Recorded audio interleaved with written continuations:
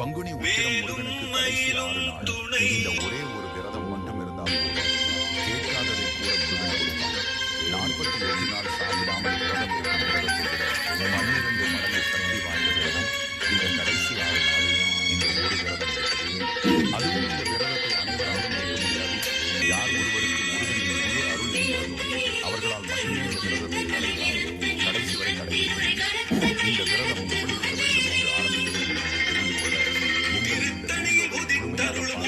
முருகன் ஆராதனை சேனலை சப்ஸ்கிரைப் செய்து கொண்டு இந்த விரதத்தை மார்ச் 27ஆம் தேதி தொடங்கி ஏப்ரல் 1ஆம் தேதி வரை இருக்க வேண்டும். தொடர்ந்து 6 நாள் மௌன விரதம் இருக்க வேண்டும். சாப்பிடாமல் கூட விரதம் இருக்கலாம்.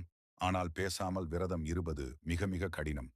ஆனால் இந்த ஒரு விரதம் இருந்தால் கட்டாயம் அந்த முருகன் சாட்சியாக நீங்கள் எதை வேண்டி இந்த விரதம் இருந்தாலும் அது அடுத்த 7 நாளில் நடக்க ஆரம்பிக்கும்.